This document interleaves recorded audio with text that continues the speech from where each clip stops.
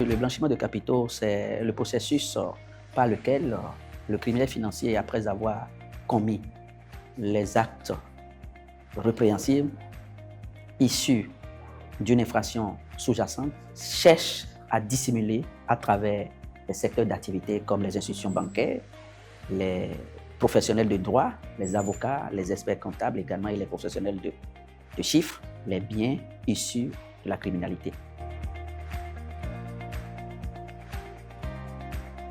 Si rien n'est fait, les conséquences du blanchiment de capitaux en viendraient à bouleverser d'abord l'ordre monétaire de la sous-région, puisque la masse monétaire émise pour une année monétaire ne sera plus du tout la même, ce qui met en difficulté ces données-là en question. Vous avez l'ordre de jouissance des droits économiques et socio-culturels qui serait vraiment en difficulté.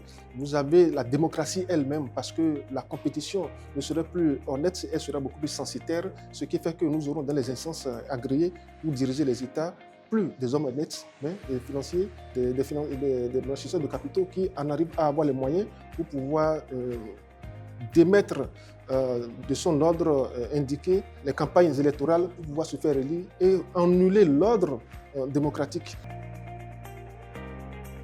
Les solutions à la lutte contre le blanchiment, c'est bien évidemment la coopération internationale. C'est un point fondamental parce qu'aujourd'hui, les flux financiers sont internationaux par définition. L'économie est globalisée et les délinquants financiers utilisent l'ensemble des moyens juridiques, bancaires, qui vont leur permettre de faire circuler ces fonds entre différents États. Donc la coopération judiciaire, elle est indispensable aujourd'hui pour pouvoir lutter contre le blanchiment de capitaux. Cet atelier s'inscrit dans ces besoins qu'ont ces acteurs-là. D'abord de comprendre les phénomènes, de mieux les comprendre. Ensuite de disposer des outils nécessaires qui vont les aider dans l'analyse de la situation, mais qui va aussi les aider à développer des solutions professionnelles concrètes pour pouvoir les apporter aux défis sécuritaires auxquels ces phénomènes-là nous obligent à faire face.